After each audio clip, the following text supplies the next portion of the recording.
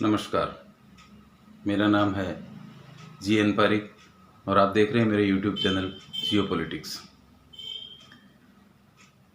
मित्रों, 2-3 दिन से मन बहुत खिन्न है थोड़ा। आप देख रहे हैं 2 दिन से मुख्य मीडिया का पूरा फोकस प्रियंका गांधी। 4 दिन पहले लखीमपुर खीरी में बहुत विभत्स और झकझोरने वाली घटना घटी है। लोग मारे गए हैं वहां पर। 2 दिन, सिर्फ 2 दिन खबरें थी उन लोगों के मारे जाने की मीडिया में। उसके बाद कभी अखिलेश यादव, कभी प्रियंका गांधी, कभी कोई और। क्या फर्क पड़ता है? जो लोग मरे उनका क्या? मित्रों, मुझे इस बात से आपत्ति है कि जो 9 लोग लखीमपुर खीरी की घटना में मारे गए, उनमें जो 4 लोग हैं जिनको गाड़ियों से खींचकर मारते हुए पूरी दुनिया ने देखा है, उनका कोई जिक्र क्यों नहीं करता? कोई उनकी बात क्यों नहीं करता? क्या वो इंसान नहीं थे? क्या उनकी हत्या नहीं की गई? 9 लोग मारे गए, प्रशासन ने झट से सबको मुआवजा दे दिया। उनको किसानों के नाम पर मुआवजा मिला। ये किसानों के बच्चे नहीं थे? क्या ये हत्यारे थे? बहुत सारे वीडियो आ रहे हैं नेट पे, मीडिया में, सोशल मीडिया में। किसी में दिख रहा है गाड़ी का कांच फूटा है, किसी में दिख रहा है गाड़ी पलटाई जा रही है, किसी में दिख रहा है गाड़ी लोगों पर चढ़ रही है। सच क्या है कौन डिसाइड करेगा इस चीज को? जांच से ही ना तय होगा ना। मुझे प्रशासन से शिकायत है, बिना जांच के किस तरह से मरने वालों के लिए, और वो भी सेलेक्टिव लोगों के लिए, आपने 45 लाख रुपए का मुआवजा तय कर दिया। क्यों भाई? जो और बाकी के 4 लोग मरे और जो पत्रकार महोदय मरे, उनके फैमिली नहीं है? वो अपनी फैमिली नहीं चला रहे थे क्या?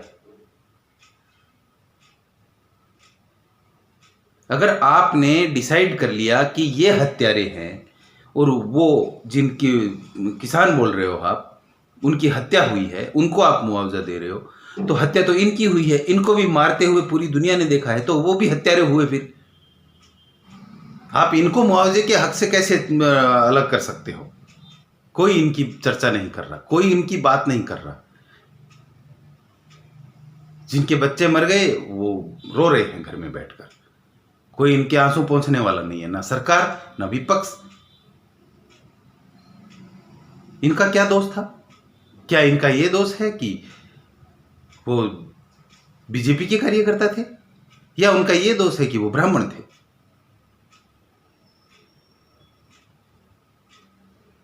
मैं जातिवाद की बात नहीं कर रहा हूं, बात न्याय की है, बात अन्याय की है जो उनके साथ हो रहा है। आज देखो सबको, प्रियंका गांधी झाड़ू लगा रही हैं, प्रियंका गांधी अरेस्ट हो गई, प्रियंका गांधी ये कर रही है, प्रियंका गांधी वो कर रही है।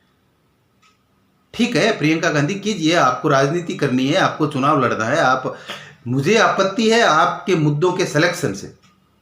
आपके जो मुद्दों को आप सिलेक्टिव करती हैं, मुझे उनसे आपत्ति है। लखीमपुर खीरी जाना है, प्रियंका गांधी को भी जाना है, अखिलेश यादव को भी जाना है, तो चौटाला को भी जाना है, तो छत्तीसगढ़ के मुख्यमंत्री को भी जाना है। हमारे राजस्थान के मुख्यमंत्री भी उसके लिए ट्वीट करते हैं।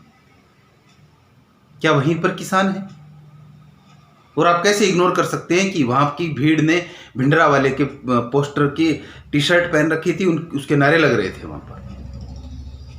क्या आप खालिस्तान को सपोर्ट करते हैं?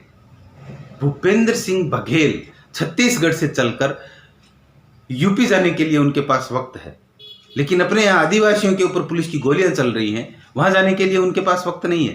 वो गोलियां किनके ऑर्डर से चली थी? मुख्यमंत्री ने ऑर्डर दिया था। अशोक गहलोत जी लखीमपुर खीरी के दर्द में पीले पड़े जा रहे हैं।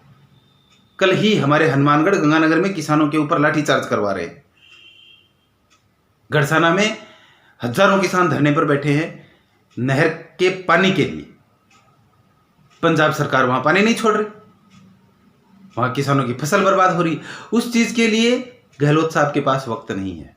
हनुमानगढ़ में धान की खरीदी शुरू कराने के लिए किसान डंडे खा रहे हैं, घायल हो रहे हैं, हॉस्पिटलाइज हो रहे हैं।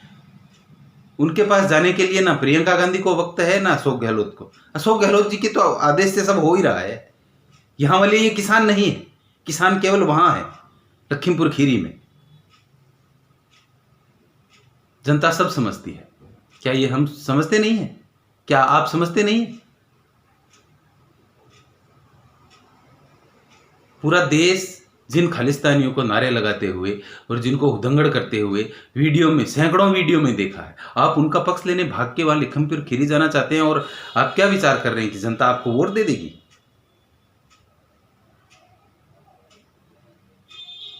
उत्तर प्रदेश सरकार की बात मैं समझ सकता हूं, फिर भी मैं संतुष्ट नहीं हूं सरकार के किसी भी रवैये से।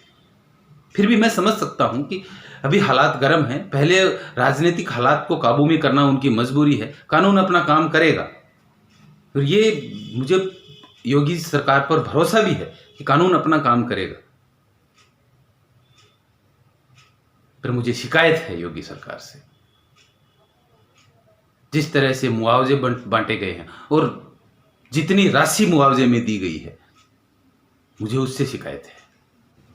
हर पक्ष और विपक्ष को ये याद रखना चाहिए, निर्दोषों के खून से सत्ताएं नहीं चला करती।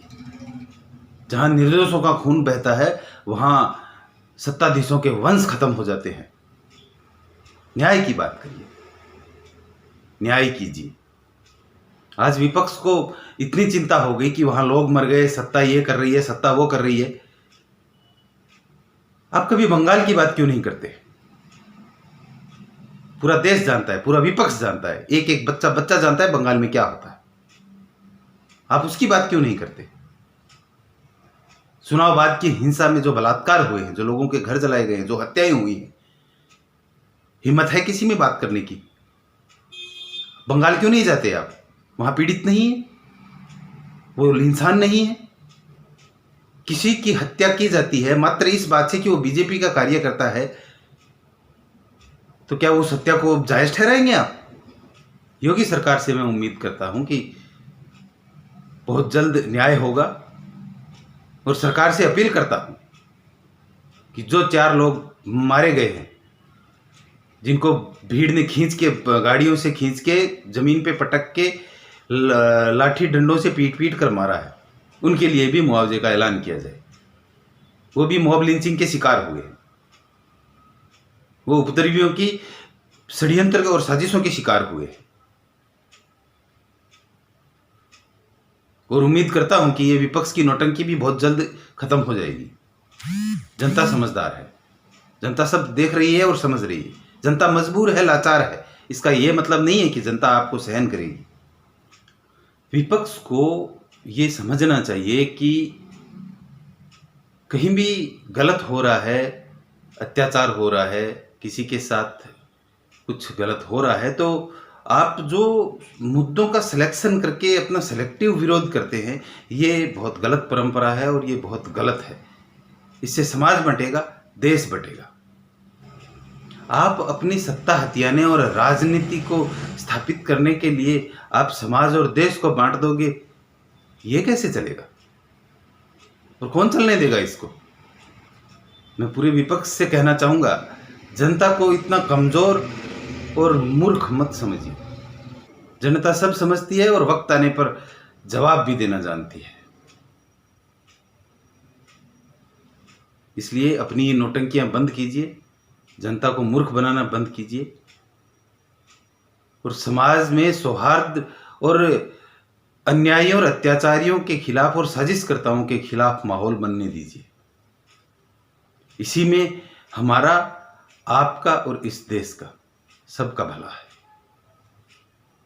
नमस्कार।